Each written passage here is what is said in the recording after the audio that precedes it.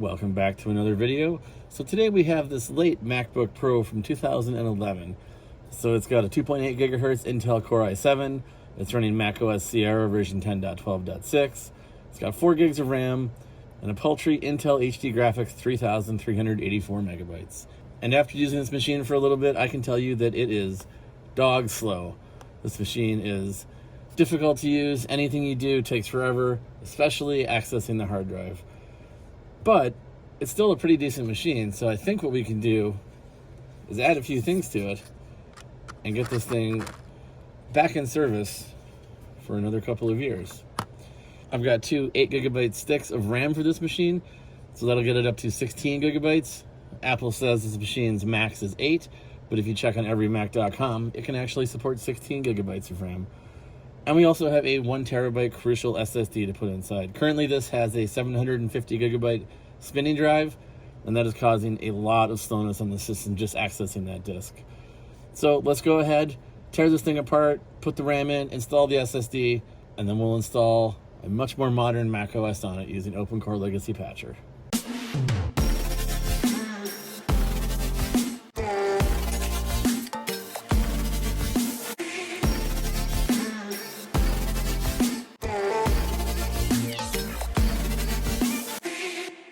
Alright, so here we have our MacBook Pro, our RAM, and our hard drive. Let's set these to the side for now and flip it on its top. So this machine was made before Apple got really restrictive about getting into their systems, so let's take a little screwdriver here and take out all these little tiny screws.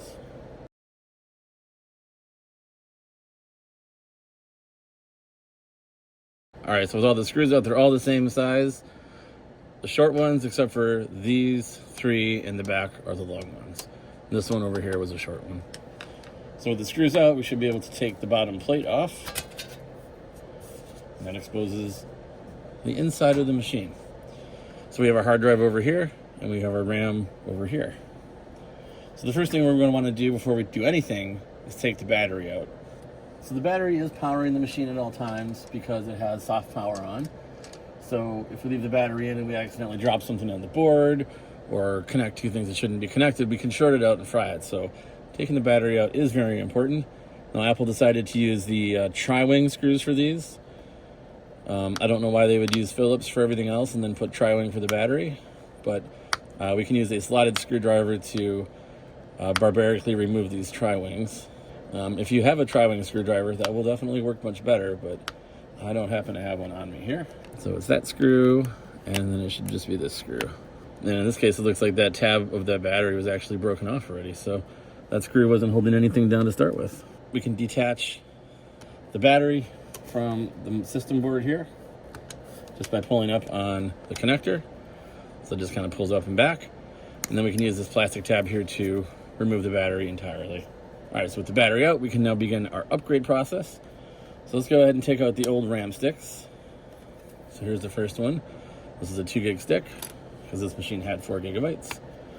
And here is the other 2 gig stick. And that one just slides out as well. So now we can open up our new package of 2 8 gigabyte sticks. This was $20 on Amazon. So not a huge expense. I'll put a link in the description so that you can see what I bought. You don't have to use the exact same one I bought, but this should work. We'll find out, I guess. So we'll insert the lower stick first and push that all the way down into place.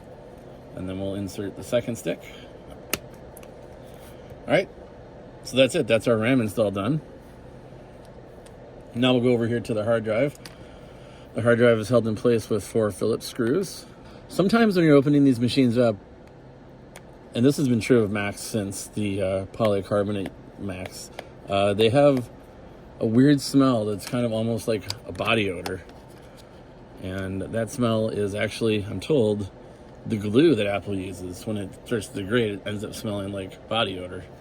So don't be alarmed if you smell it. It's not that somebody had spilled something in it. I know when I first started working on these Macs and I'd open them up and be like, oh, this is disgusting. It smells like somebody took this to the gym and left it in their gym bag. Not the case, just natural decomposition of Macintosh glue, I guess. So when you get the hard drive out, you can disconnect the ribbon cable from the back, which is the standard SATA drive. So on the side are these little mounting screws. We'll need to take those out and put those into our SSD. So let's take those out.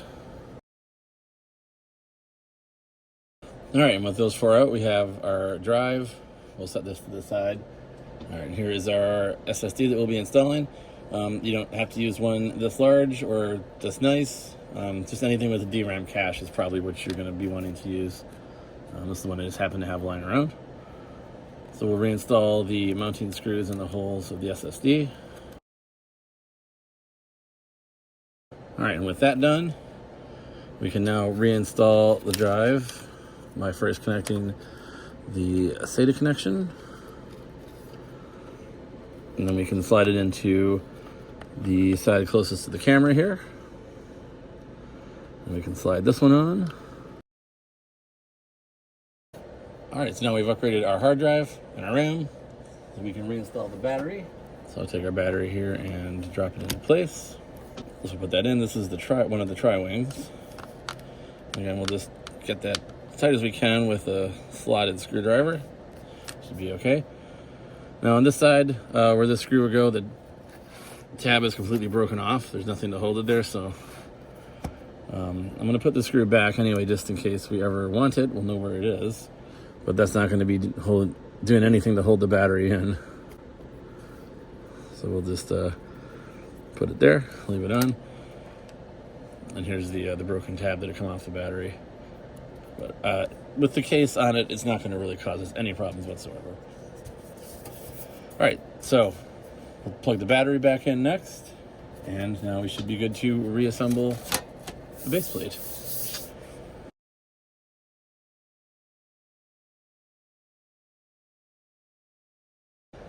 All right, with that all done, we can flip it over, open it up, and let's turn it on and see if we destroyed anything.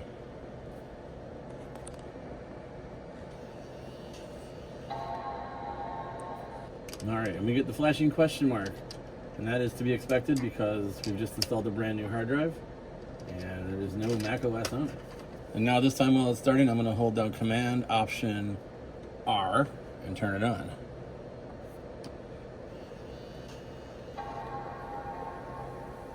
All right, and so what that allows us to do is boot into internet recovery mode.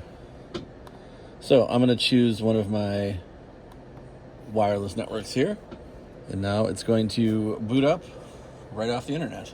All right, so once we're booted up into internet recovery, it'll ask us for our language. I am an English speaker, so I will select English. All right, so once we're booted up, the first thing we'll do is go into disk utility. So we'll select our SSD, and then we'll hit erase. And we'll erase it as Mac OS Extended Journaled. And that's done. So now we have formatted our SSD as Mac OS Extended Journaled. So let's close out of here. So we can go ahead and close out of disk utility. Now, before we do reinstall Mac OS, we do actually have to modify one of the settings in the NVRAM. Mr. Macintosh on YouTube has provided the instructions on what exactly you need to do. So I don't want to steal his thunder and rehash everything he did. But basically, and I'll put a link to his video with the timestamp. Basically what you do is you run the installer, you open the log, let it fail, copy out the URL, and then modify the URL in NVRAM to use HTTP instead of HTTPS, as the transport layer security here isn't compatible with the current server that Apple hosts the recovery images on. So basically all we're doing is just changing HTTPS connection to HTTP so that it will work.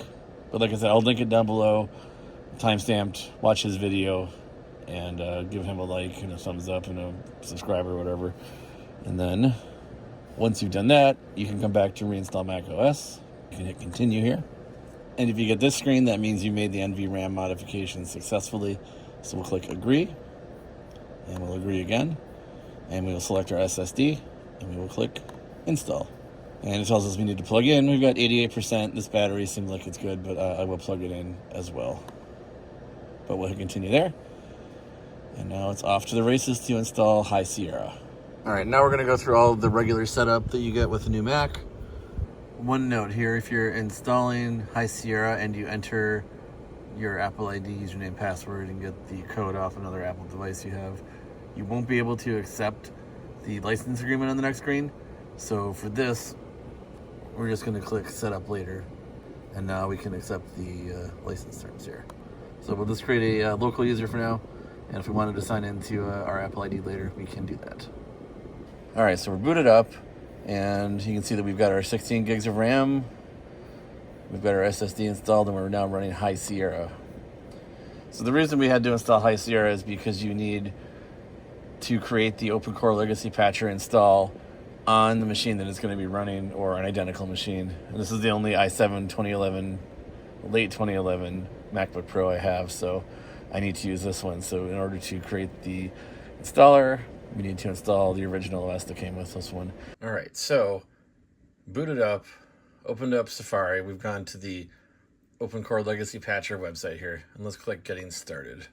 All right, so assume you can read the frequently asked questions on your own, but if you're watching this video, you probably are watching this video for the questions you might have, so no worries, I will try to answer those. First thing we need to do is check supported models. And this is a MacBook Pro. And just to confirm, we'll go to About This Mac. And this is a MacBook Pro 13-inch late 2011. So we'll scroll down to 13-inch late 2011. So here we are, MacBook Pro 8,1. We can see we do have a note here. So if we click on this note, it'll open a new tab. So here they talk about GPU acceleration on the various video cards that might be in your late 2011 MacBook Pro. And let's just check and see which video card we have. So we have the Intel HD Graphics 3512. So let's just go to everymac.com. We'll go to MacBook Pro. I'll go to late 2011 13-inch i7. So this is an i7 2640M. The 2 indicates that this is a second gen i7 chip. So if we go back here, we can see that we have second gen Intel Core. So Intel Core i7, this isn't telling us anything super useful here, but looking at every Mac, we can determine that we do have the second gen Intel Core. So looking at Sonoma, there are some issues with Sonoma. There are some general issues, and there's a whole heap of issues that they've already fixed. And we've got some Sequoia issues as well. So it looks like some issues that we might have switching on dual GPU machines. This machine is not dual GPU, just using the Intel dedicated graphics. So there could be some problems with the Photos app, tiled windows not working, metal rendered wallpapers not working, inverted colors on selected Windows screenshots, and a broken background on the weather app. So none of these sound like deal breakers to me. So let's go ahead and go back to here. I'm gonna go back. All right, so now we're done with step 1, we're done with step 2. Let's go to step 3. So the first thing we need to do is download the Release app. We'll click that link, that'll take us over to GitHub. All right, so for me, in this version of Safari,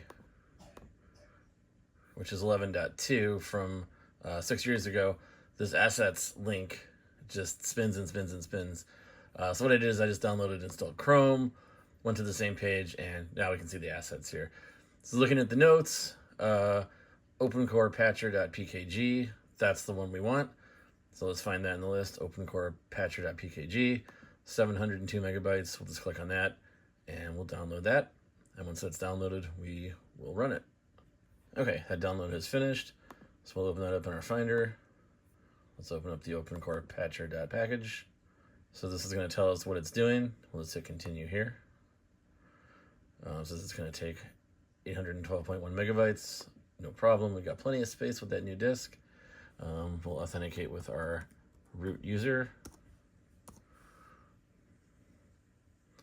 So this then will just run through the install of the OpenCore Legacy Patcher. All right, so it said 5 minutes, but that was more like 5 seconds. All right, so we'll hit close. All right, so we have a number of things to do here. So the first thing we want to do is build and install OpenCore. So we'll click that. So it's going to go through and identify our model and determine if we are going to be able to install OpenCore or not. And then it will go ahead and build what we need. So we can install that to disk. And since I have only this one disk in here, the SSD that we installed, we'll click that. And I have just this EFI partition here on the volume. So this is now modifying that EFI boot volume to allow to install OpenCore.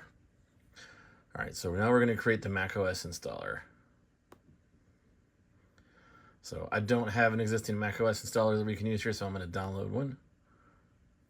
So OCLP is going to go out and find the available versions of Mac OS that it can download, which ideally should be all of them. You see here that we have Mac OS Sequoia,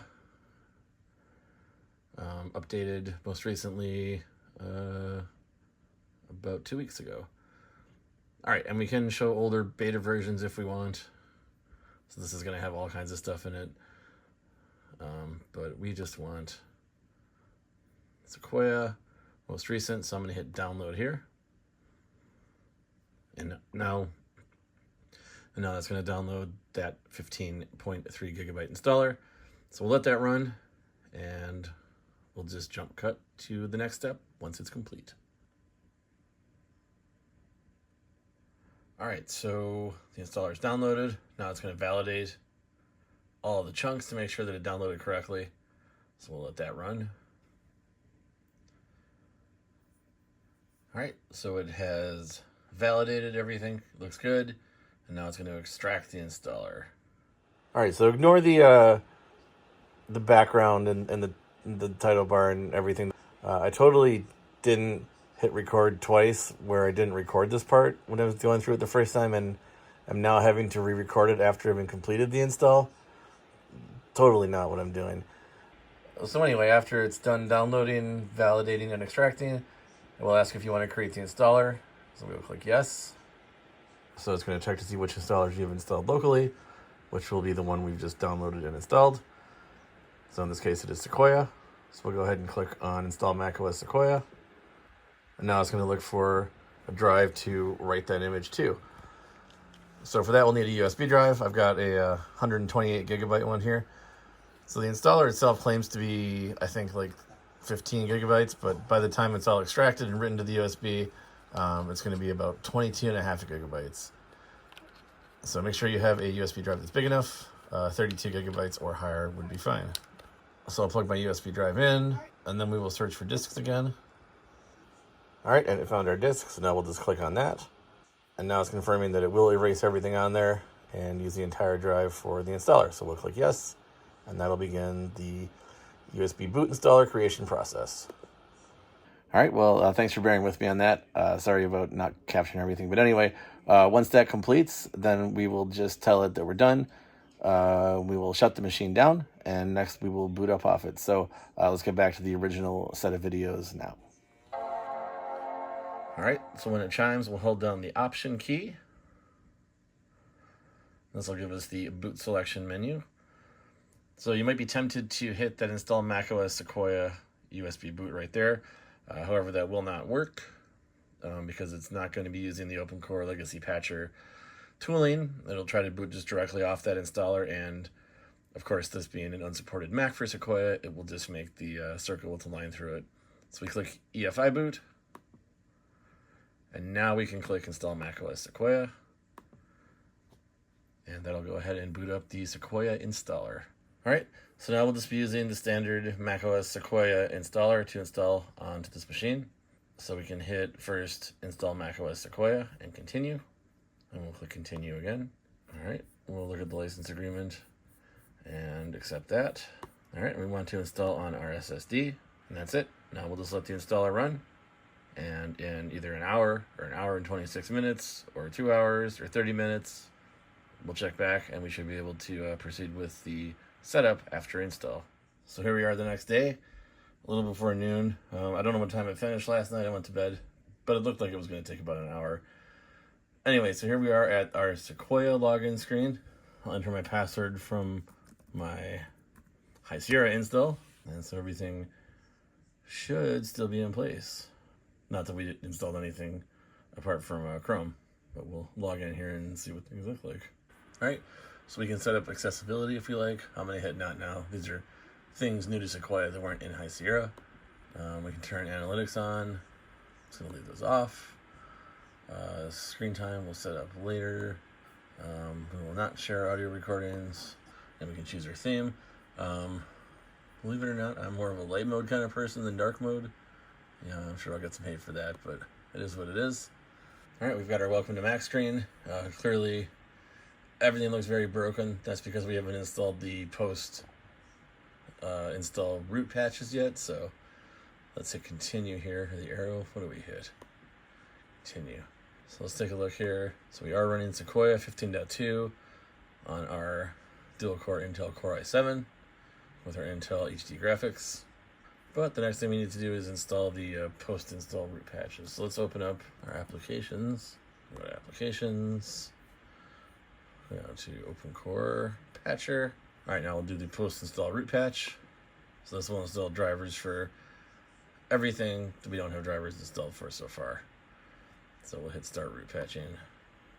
All right, and that has completed successfully. So let's go ahead and reboot.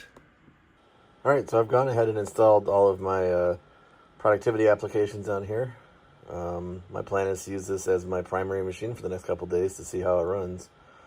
My first impressions are everything seems to be much smoother than I expected. Everything is running just fine. The installs obviously took longer than, like on a new machine. But once everything was installed, everything's running great. Outlook right now is taking up all my CPU time because it's downloading all my mail. And Spotlight's doing a bunch of indexing. But I think once those two are done, it's going to be even more responsive. Really, the only negative I have found right now is that the fan runs at a pretty high RPM because we're really taxing this Core i7 processor. So it's doing its best to keep things cool. And the machine is staying cool, but the fan is certainly letting us know of its presence. So anyway, I'm going to run this for a couple days. I've got my Office suite on there, Discord, Teams, Parallels, iMovie, all the stuff that I normally use. So my plan is to just use this as my primary machine for a couple days and see if it is completely usable, partially usable, or just a waste of time. So, let's jump cut into a couple days from now. All right, so I've been using this late 2011 MacBook Pro running Sequoia for, today's the third day of using it, and I would say overall things have been going pretty well. I haven't really had any major problems. I haven't had any crashes. All of the applications I use have worked, so it seems like it's potentially usable as a daily driver, depending on your workload. Now, the couple of negatives about it, once it starts up, it runs for 15 to 20 seconds, and then the fan ramps up to basically it feels like 100%. I think I could download Mac Fans or Max Fan, whatever it is, and check out the fans, but it's loud. Here's a clip of me using it while Blaine was at a hockey clinic, and everything was working fine there, and in that environment, couldn't even hear it. But I imagine that if you were, in a boardroom or in an office, you would definitely hear it. It kind of sounds like a mid-90s Dell Inspiron laptop. And guys, we gotta make these laptops really thick with the fans in the back so they can see them cooling down. And the other kind of negative is it is a little slow. It's 13 years old, almost 14 years old now, and opening applications is slower than on my M1 MacBook Air. Running things can be slow, but it's not so laggy that I find it frustrating or unusable. I mean, sure, every second or two you have to wait for something adds up, but for a machine of this age, I think it's doing incredibly well, given that it's running unsupported OS and just the general age of the thing. So, will I continue to use it? Probably not. I've got lots of other Macs that are much newer that I've been using for things, but I'm actually recording this video on it, and you know, it's got a much older camera than some of these newer Macs that I have, so that's why it's kind of dark, and I've got the lights on really bright, but it's still dark in the video here. But yeah, I don't know, maybe I'll give it to Lane to use. She's been getting more into using a PC herself, so maybe she needs some Mac experience. But yeah, overall, I think, like, you know, this is something I would keep in the bag, and if I needed it for some reason, I definitely could pull it out, and I can do everything I need to on it. So definitely no concerns about using it as a daily driver, other than it being loud and just being a little slow. Everything seems to work: Wi-Fi, video, the optical drive, USB, sound. Like I said, I guess I haven't done, you know, extensive testing on it, but I have yet to find anything that doesn't just work like it's supposed to. But yeah, overall, I think everything has been going really good. So, you know, for the SSD, you can get one for as cheap as like $20 on Amazon, but those don't have the DRAM cache. That would definitely be noticeable in performance. But for $50, you can get a good SSD, $20 for RAM. And I was checking out i7 late 2011 Macs on eBay. They can be had for around $100. So, you know, for $170 to $200, you can pick one of these up and make one of these work with Sequoia. So if you're really wanting to try Sequoia, but, you know, don't have the cash for a new Mac, this is certainly one way to do it. Or if you just have a late 2011 i7 lying around, or have a friend that has one they're not using, it's worth, I think, in my opinion, doing and installing Sequoia and getting the RAM and SSD in there, and you got a perfectly workable computer. So anyway, if you've done this or are planning on doing this, let me know in the comments. Let me know what your experience is. See if you have found any problems that maybe others haven't, or at least I haven't. I'd be really curious to hear those. So I think that's it for this video. Thanks for watching. We will see you in the next one.